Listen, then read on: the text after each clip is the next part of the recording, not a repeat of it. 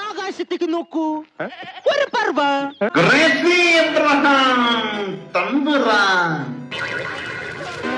അച്ചായനെ സ്റ്റീഫ് അച്ചായനെ കണ്ടു.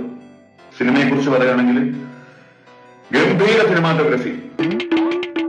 മലയാള സിനിമയിൽ ഇനി ഇതുപോലൊരു മേക്കിംഗ് ഉടനെയൊന്നും ഉണ്ടാവത്തില്ല. അല്ലെങ്കിൽ അത്രത്തോളം പൈസ ഇറക്കണം.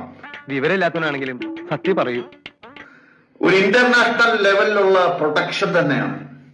എന്തോ കുത്തി പറയുന്ന പോലെ എനിക്ക് ഫീൽ ചെയ്യുന്നുണ്ട് കേട്ടോ. ഇന്ത്യയിലുള്ള ഏതോ ഒരു ഹിന്ദിക്കാരനുമായിട്ട് തല്ലുപിടിക്കാൻ പോവുക. ഡോണിന്റെ ഇടങ്കയുടെ. ഇതാണ് കഥ. ഈ പറഞ്ഞതിന് വേറൊരർത്ഥം ഇല്ലേ?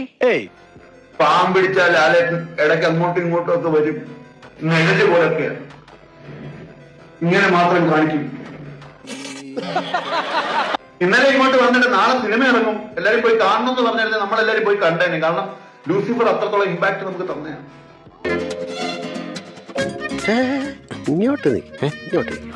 ഈ ഇലുമിനാണ്ടി വരുന്നു, ഇത്രയൊക്കെ ഹോപ്പ് പ്രതീക്ഷ ഞങ്ങൾക്ക് തന്നിട്ട് റോമൻ പൊങ്ങിയില്ല. അതാണ് പ്രശ്നം. സ്റ്റീഫച്ചായൻ എമ്പുരാനായത് അറിയണമെന്നുണ്ടെങ്കിൽ മൂന്നാമത്തേക്കാണ്. ഈ മൂന്നാമത്തെ ഇനി എന്നാ വരുന്നേ മനസ്സിലാവുന്നില്ല എനിക്ക്. അമിത പ്രതീക്ഷ തന്ന ഇങ്ങനെ എന്നിട്ടൊന്ന് ജാക്കി ചായനെ വിളിക്കാൻ എന്ത്? സ്റ്റീഫൻ നമ്മൾ ഉദ്ദേശിച്ച ആളല്ല സാർ.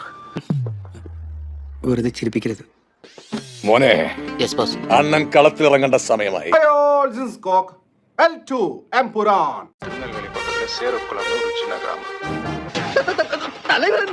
ഖുറൈഷി ഇബ്രാഹിമിന്റെ പരിപാടിയും കഴിഞ്ഞാൽ പിന്നീട് അങ്ങോട്ട് ഒരു മേനയാവണില്ല.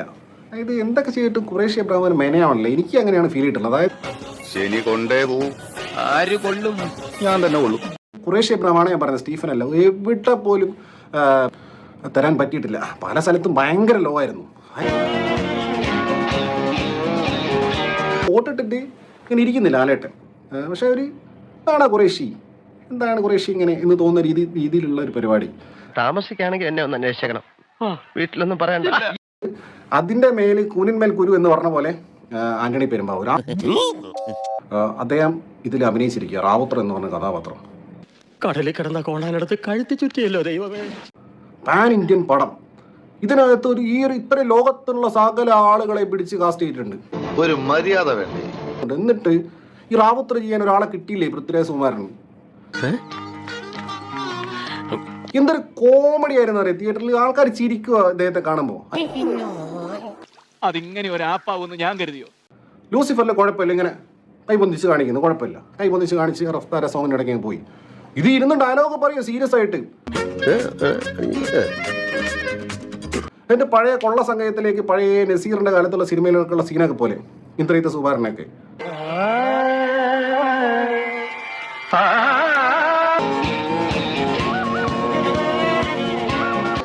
എല്ലാം പെട്ടെന്നാണല്ലോ ഈശ്വര.